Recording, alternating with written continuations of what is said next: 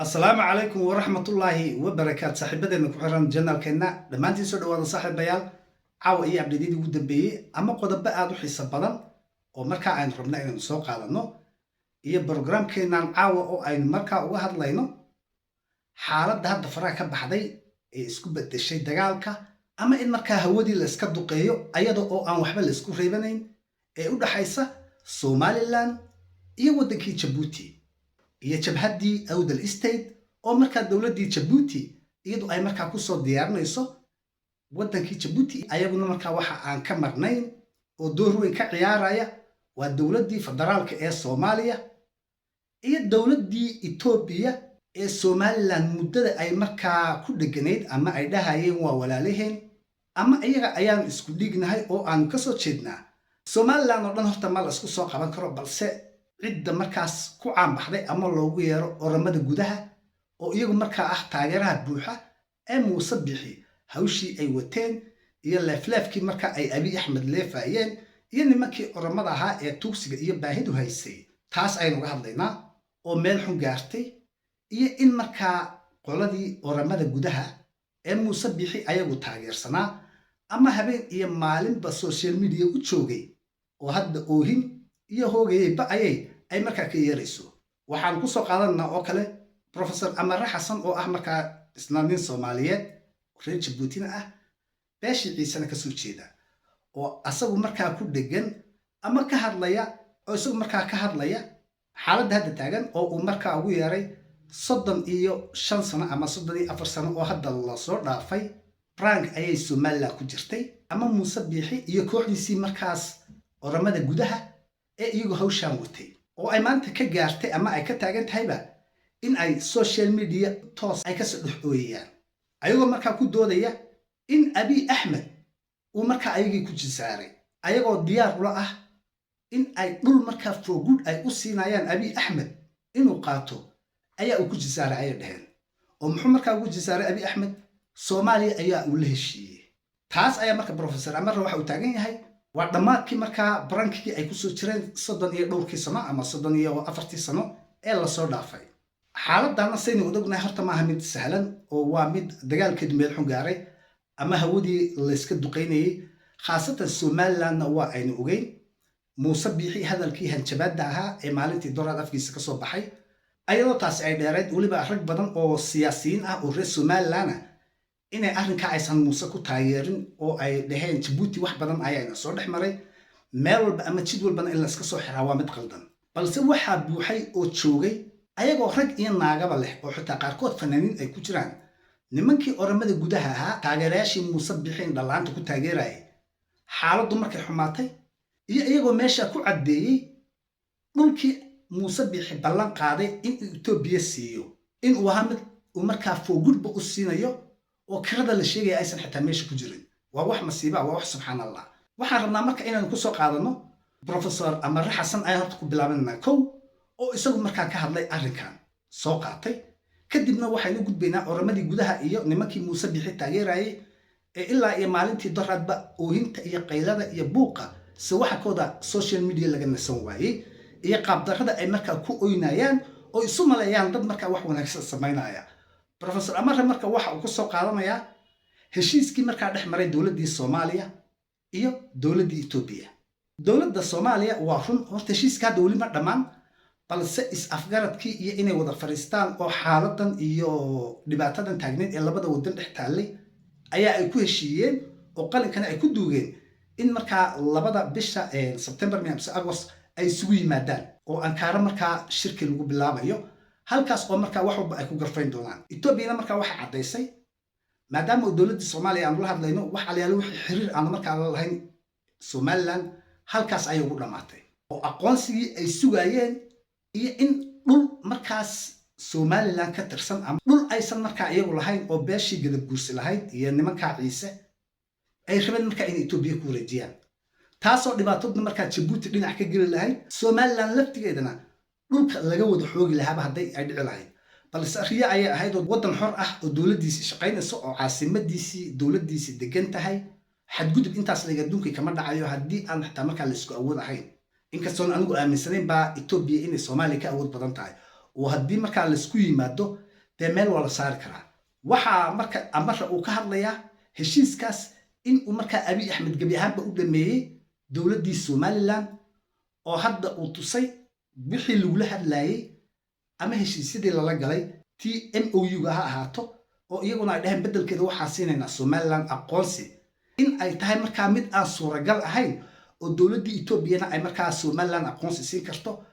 dhul dowladdii soomaaliyeed ay taagan tahayna iyagu markaas aysan bixin karin in adduunka meel dhul lagu bixin karaa maba jirtay. Professor Amare ayaa waxaa rabnaa in marka videogiisa aan soo qaadano hadalkiisana aan fiirino iyo nimankii oromada gudaha ahaa karbaashka ku dhacay markaas iyo xanuunka ay markaa dareemeen tooda marka ay ku soo hadleenna waa aynu u gelaynaa. Ethiopia oo cadaysay in heshiiskii ahaa brank inuu waxba ka jirin. ujeedada Ethiopia waxay lahayd waxa la yidhaahdo nafis siyaasadeed ayay ka dayaysay Ethiopia iyadoo garanaysa inaanay Hargeysa waxba saxiixi karin oo authority lahayn ayay haddana nafis siyaasadeed oo dadkeeda ay ku jeedinaysa baa jira. iminkana hawsha way dhamaysatay. siyaasaduna waxa la yidhaahdaa waa dan joogta ah ee maaha saaxiibtinimo joogta ah. markay halkay doonaysa ku gaadhay salaankii way tuurtay way haraatay. Soomaali bay ammaan kala dul dhacday Ethiopia iyo dadka la yidhaahdo Turkiga ayaa ammaan kala dul dhacday waxaana sheegtay in heshiis la galay iminkana isku soo dhawaadeen oo isfahmeen dowladda Soomaaliya. reerkii uga baxay Soomaali baalkii uga baxay MOU dartii ee u galay Xabashi waxaa mahayaan maanta markii toddobaad ee nasabiyadda ka baxaan bay toddobadan sane Muuse Biixi joog markii toddobaad ee nasabiyadda ka baxaan ee wixii calooshooda ku jira ay sheegaan ee yidhaahdaan dhulna waan iibinaynaa aqoonsigaan siisanaynaa bay wixii waxba kama jiraan cid ay geli doonaan baana garanayn iminka. mid waa qalad horta qofka horta nasabiyadiisa in uu uga baxo heshiis MOU ah iyo niman cadow aynu isku nahay oo Etoobiyaan la dhaho oo aynaan isku jinsi ahaynba ayaan aqoonsi ka helayaa taas ayaa qaldanayd. midna Professor Amar hadalkiisa ku darsanaya authority uu dhahay haddii aadan authority lahayn waxba ma saxiixi kartid. horta xitaa Soomaaliyada weyn ayaan awoodinba dhul Soomaali ay leedahay in ay gadaan oo waa la isku qabsan oo la iska daba iman. midda kale Muuse Biixi horta waxa ka waalay Ismaaciil Cumar Geelle iyo Xasan labadaas nin iyagu markaa dhibaatada iyo balaayada waxa wadayba iyagu ahaa oo raadinaya lacag markaas ah xaqul qalin iyaguna qorshahoodu uu ahaa markaas in Ethiopia laga kireeyo dekada Berbera kira ceeb ma aha. haddaba dekada Berbera DP World ayaa haysata oo waa wax caadi taasi waana system adduunka ka sharciyeysan kaasi ta uu dagaalku ka jiray markaas oo la isku haystay Somaliland wax loogu diidanaa waxay ahayd dhulka ay dhahday Ethiopia 100 sano idin siinay oo ah mid beena bal Ethiopia markaas ay dhulka for goodba ay u qaadan lahayd. maxaana heerkaas ku kalifay Muuse markii authority Ismaaciil Cumar Geelle iyo Xasan Sheekh Maxamed shirkii Djibouti lagu heshiinayay ay ugu saxiixeen iyaguna markhaati ay ka ahaayeen oo go ahead la siiyey. Muuse waxa uu bilaabay in uu markaa u saxiixi ka qaata ayaga uu gacanta ku dhigay in uu markaa ku booday ayaga laftigoodii oo dhahay saxiixan baad haysto anaa tayda wadanaya waana ta ay iyagu markaa isku dileen. Xasan Sheekh Maxamuud iyo Ismaaciil Cumar Geelle labada horta waa munaafiqiin kale waxba ma dhaamaan Muuse ayagu intaa waxay u dagaalamayeen oo ilaa maanta ay u dagaalamayaan waa idinkuna aad dhiilka xaqul qalinka cuntaan iyo 100 milyan iyo waxa sidaas ah. okay shirkan marka hadda Ankara ka dhacaya Soomaaliya iyo Ethiopia heshiis bad way ku galayaan oo Xasan ayaa uga ogolaaday iyo dhinacaas Galmudug iyo Hobyo in markaa dekad ay ka dhistaan oo ay maal gashtaan waana mid caadi taasi oo dhibaato kuma jirto. xitaa Somaliland haddii ay Berbera kula heshiin lahayd uusan Muuse waxa qasi lahayn oo Berbera dhilka sidii ay u wadeen ku socon lahaa caadi ay ahaan lahayd balse qof baan dhulkaygi 100 sano aan kugu siinaya kiro oo calankii Ethiopia laga taago oo dhulkaas idinku qaata taasaa doqonnimo ah oo qof nool oo caqli leh waxa ma sameeyo. dhibaatada meesha ka taagan tahay waa intaas marka waxaan u sheegay oo u dhahay Professor Amare siyaasaddu saaxiib joogta ama lahan balse dan joogta ah ayaa ay leedahay oo maalinba meeshii aad isku dan tihiin aybaad markaa hawshaada ku qabsanaysaa. Muuse Biixi marka 34 sano ee la soo dhaafay nacaybkii markaa ku abuurayay bulshadii beeshay Isaaq iyo dadkii young generationka ahaa ayaa horta meel xun gaartay. Somaliland dadka degan ee beesha isaaq horta dhammaantood ma isa saarna, hawshana ma ku wada jirin ama ma isan wada aaminsanayn in Soomaalinimadii ay ka baxaan. balse in markaa iyaga ugu wacaayo ormada gudaha oo Muuse Biixi ayagu u dhimanaya khalad iyo saxba waxa uu sameeyo ayaa hawshan wadatay, oo iyagu jinsiyadoodii iyo Soomaalinimadoodii ormada aan aragnay ee gaajaysan damca inay ka doortaan oo ay raacaan. dhibaatadu meeshaas ay markaa ka taagneed. bal aan amara ku sii socono. axmaarin galaan Soomaalina aflagaadeeye Soomaali diidka marka ma garanayo meesha ay tagi doonaan. ta kale waxa la wax soob ama point ay Ismaaciil Margeelo caayaan ma garanayo. haween dhaar Ismaaciil Margeelo caayaan. Ismaaciil Margeelo madaxweynaha ma idinkuma idaan dooran waxba idin kama dhaxeeya waxaad ku caayaysan ma garanayo. sababtooda caayaysan Ismaaciil Margeelo iyo dowladda Jabuuti iyo Ciise ma garanayo haba yaraatee. idab darro weeya Ismaaciil Margeelo waa nin Soomaaliya marka koowaad idinku Soomaali ma tihiin, Soomaali diid baa tihiin. Ismaaciil Margeelo waa nin reer Jabuuti idinku reer Jabuuti ma tihiin. Ismaaciil Margeelo waa nin soo Ethiopian oo dadkiisu Ethiopia degan yihiin, baasaboor Ethiopian qaadan kara, baasaboor Soomaali qaadan kara, baasaboorkiisu wuu leeyahay Jabuutiyan, calan buu leeyahay, lacag buu leeyahay, aqoonsi buu haystaa, dowladda meel uu soo doono uu ka dhaadhacayo uu jooga dowladdiisa iyo dadkiisu. adigu dowlad ma tihid, aqoonsi ma haysatid, calan ma lihid, lacag ma haysatid, cidku kaa warhaysaa ma jirto, cidku garanaysaa ma jirto haba yaraatee dunida. adiga uma been naftaadu u sheegay oo dhowr iyo soddon sano naftaadii been u sheegay. beentii adigu aad sheegaysay baa rumaysatay inaad dowlad tahay. adigu waxaa kaloo jira laba nin oo wasiir ah oo reer Jabuuti ah oo u jawaabay jabhadda SNM ee cunsuriga ayay u jawaabeen. inaad u jawaabtaan ma inaad ignore garaysaan weeye. dowlad bay ismoodaya haddaad u jawaabtaan. shir jaraa'id baa lagu qabanayaan oo odhanaya Jabuuti noo soo jawaabta intaasoo wax taraysa, intaasaa nafis siyaasadoo noqonaysa. iyagana sawirro ay soo qaateen Cali Baxar, sawiradiisii ay soo qaateen. dowlad bay isku haystaan inay dowlad yihiin. waa jawaabtiina waxaa keenaysa. marka annagana reer Jabuuti ahaan waa devaluation bay nagu tahay inaad jabhad u jawaabtaan ood la hadashaan. waa ceeb. miyaad aqoonsatay? maya. ma dowlad baa? maya. ma diplomatic channel baad leedihin? may ma lihidine. qaa'imul acmaal baa la dhaha mid warqadaha uu hagaajo ayaa aqalkan ka furtay Jabuuti oo safiir baan odhan jiray. aqalkana karadii biyo bixin waayeen oo laga gooyay gebigiisida alaabadana oo loo xidhay. marka maxaad ka sheekaynaysaa? dowlad baad isku haysataa. wuxuu ku leeyahay Jabuuti waa jabhad noo samaynaysa. mid hadlaayo wasiir baan heli jabhad bay noo samayso. jabhadda awdal state oo awdal inay xoreyso. of course awdal waa lagaa xoreyn. adiga haddaad aggression tahay dadkani kuma ogola. awdal baan dhegaysanaya xalay dadka la wareysanaya shacabka 100% waxay dhahaan Soomaali baan nahay. in ay Soomaali yihiin horta laba cali isma weydiinayso, cidna iskuma haysato. Professor Amare isaga ayaa hadda waxaynu ka haynay inuu dhahay siyaasaddu saaxiib joogta ama lahan, balse dan joogta ah ayaa ay leedahay. Ismaaciil Cumar Geelle markii Soomaaliya arrinka isaga lagu haysto iyo inuu Soomaaliya burburiyay ama uu ka dambeeyay dhibaatada Soomaaliya ilaa iyo maanta taagan, waxaa ka mid ah markii uu xitaa Somaliland xafiis ka siiyay wadankii Jabuuti oo uu dhahay waa safaarad. burburka uu Soomaaliya kula dagaalamayo oo ku baabi'inayay ayay taasina ka mid ahayd. maxaa marka maanta keenay inuu awdal state soo dhiso? Somaliland xafiiskii uu shalay siiyay ee uu Soomaaliya ku baabi'inayay inuu maanta awdal ku wareejiyo oo Somaliland markaas uu kula dagaalamo awdal state. waa munaafaqada uu markaa waday. weligiisna horta Ismaaciil Cumar Geelle nin Soomaali jecel maaha ama wadankii Soomaaliya inuu hagaago oo uu tooso. isaga iyo Muuse Biixina waa isku mid oo waa same mentality ay aaminsan yihiin. waddankana uu burburinayay, waa aanu kala jarayay, qabiilna waa iskugu diraya markaas. oo Xasan Sheekh oo waxa iskaba dhaca ama xumaadabe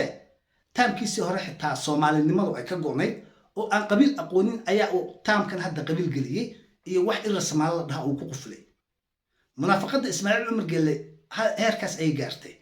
maanta marka Somaliland uu shalay ku burburinayay Soomaaliya ee uu dhahay waa safaaradiina waa aqoonsanahay, ayaa iyadii markii ay siyaasadii ku kala xumaadeen oo dantii ay wada wateen iyo xumaantii ay meeshii ka dhamaatay ayaa iyadii markii ku soo jeestay. taasna mid abaal looga haya maaha inuu somaliland kusoo jeesto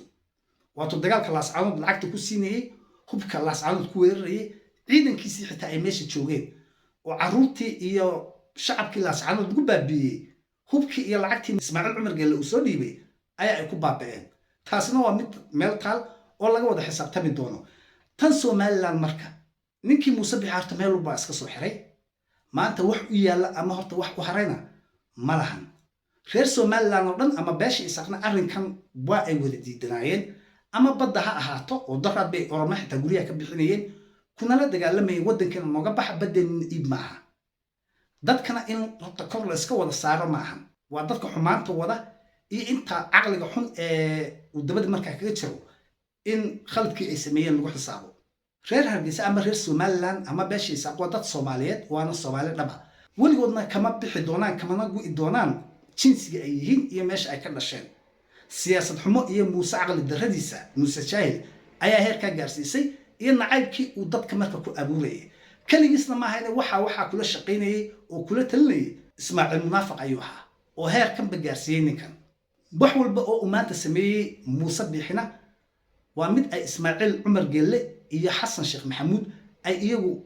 u saxiixeen oo ay dheheen samee danta marka jabuuti iyo somaliland isku dhigan horta annaka waa ka hadlaynaa dhibaatada iyo hawsha meesha ay marayso ayaanu sheegaynaa balse waa dameer iyo labadiisii daan oo mar walbaba dhibaato iyo qabiil nacab iyo wadan burbur labadooduba waa ay ka wada sinaayeen oo midna markaas hadda loo kala helin maayo waxa isku haystaan waa mid ayagu taalaha kusoo kala baxaanuun tan marka dowladdii etoobiya waa run heshiiskii soomaaliya ayaa hadda ogolaatay oo adduunkii ayaa ka diiday kuna qasbay haddii ay si professional iyo wax world standard ay markaa kula heshiinayso dowladdii soomaaliya inay kula hadasho oo iyaga ay la heshiiyaan aysan kuna xadgudbin jiritaanka qarannimo iyo waddannimadii markaa soomaaliya iyo tan gobolka markaa ka dhisan iyagana mid ay samayn karaan ama ay xoog wax ku aqoonsan karaan ma ahayn waxa ay raadinayeen oo keliya waa nifaas siyaasadeed iyo abiy axmed oo markaa lagu kacsanaa iyo in uu dadkiisii meel ku mashquuliyo wax dhici karayna markaa ma ahayn muuse biixina isagoo raba inuu kursigiisa fadhiyo ayaa uu ku adkaysanayay balse adduunka hadda waa adduun halaysan wax walbana waa ay dhici karaan etoobiya waxa aysan samayn karayn oo markaa aysan awoodin haddii ay xitaa samayso adduunkii uusan ka qaadanayn waa aqoonsiga markaa loo waalanayay maanta hadday dhahdo xitaa waa idin aqoonsanay oo 10 waddan oo kale ay xitaa etoobiya ku raacaan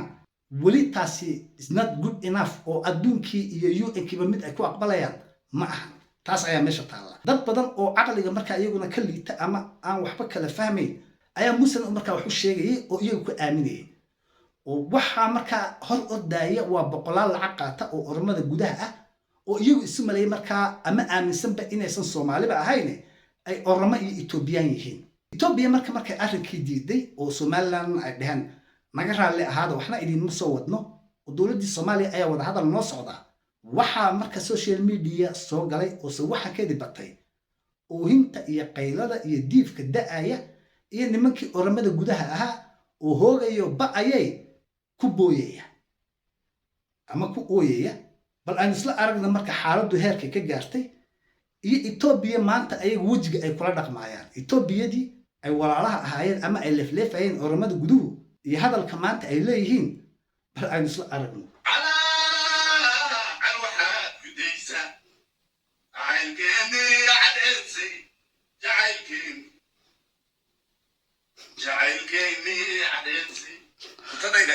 calaacal waxaad ku daysaan jacaylkeennii cadceedsay jacaylku u qabaa waayo waa abiy axmed iyo muuse biixi oo markaa loo soo geliyey dirac iyo garbasaar bal futadeeda eeg ayaa uu leeyahay waa aabbaha oromada gudaha iyo ninkii sacsac gabiley ama sac gabiley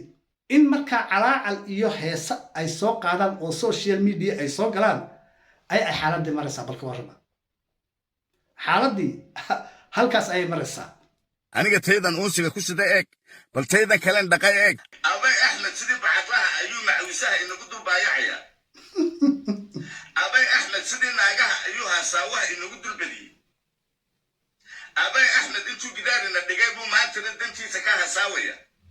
abay axmed wuu ina khiyaameeyey dab baanu ina geliyey 4 koodaba inagaga shidmaya dab baa gudii ka shidmaya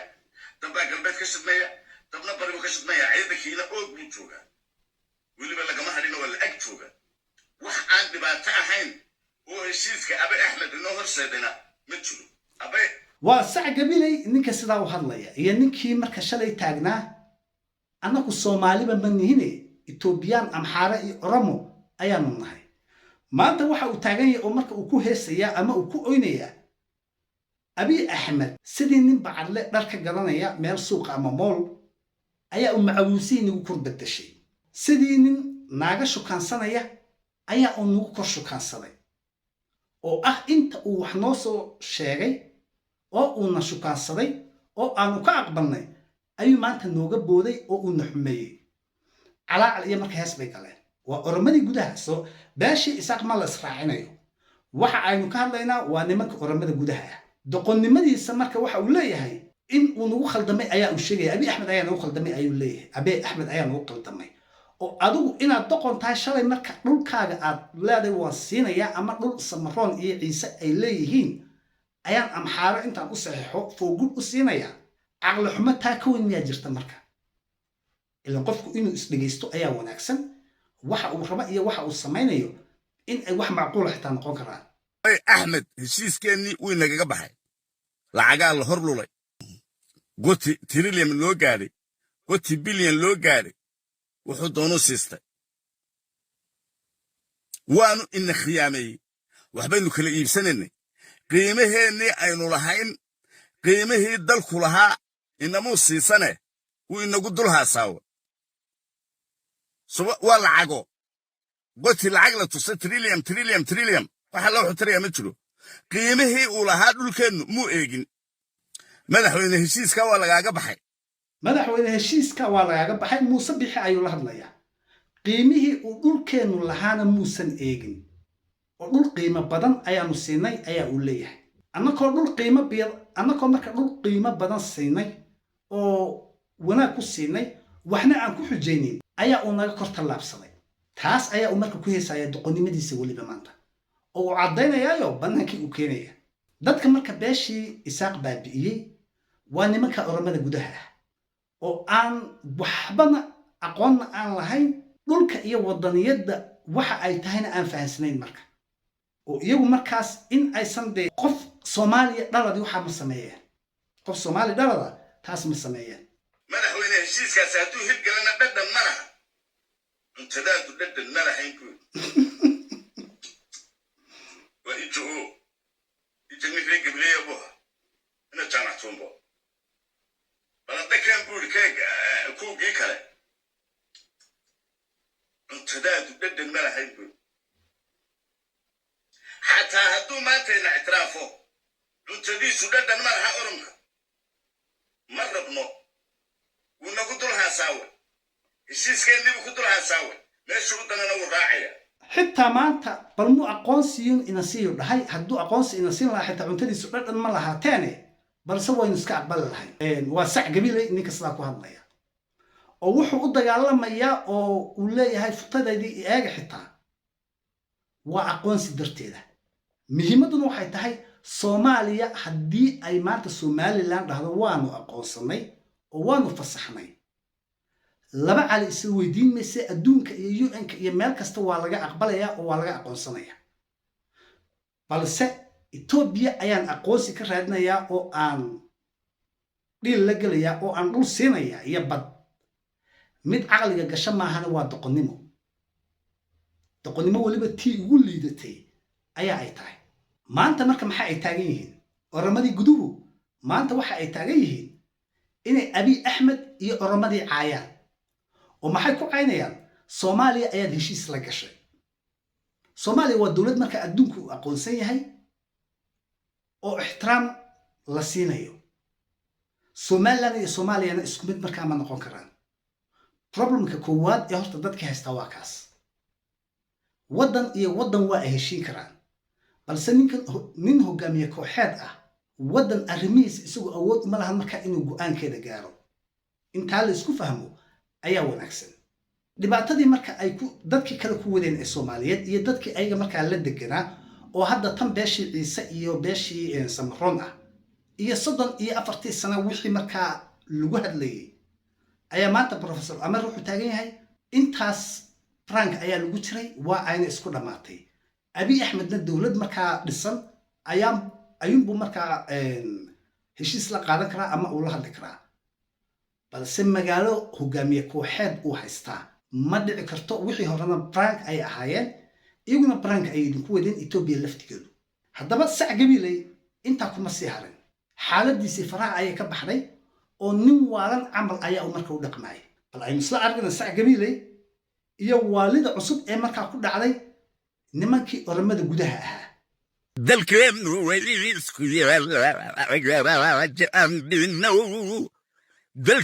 weliisku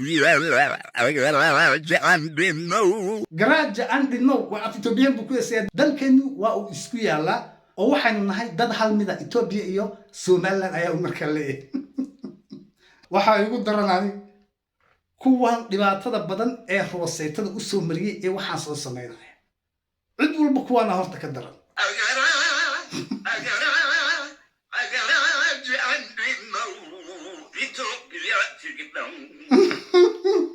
وفيصل مشتري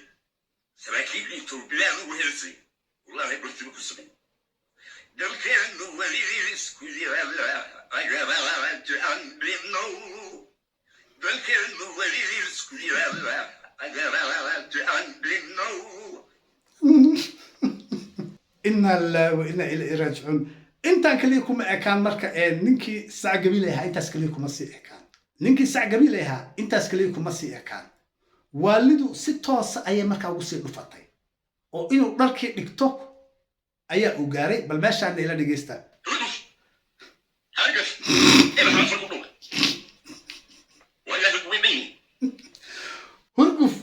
هرقف بل أنت أصعدها ولا يالو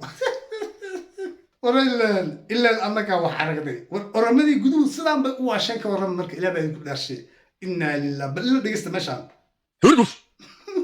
هرقف إيه ما فرقوا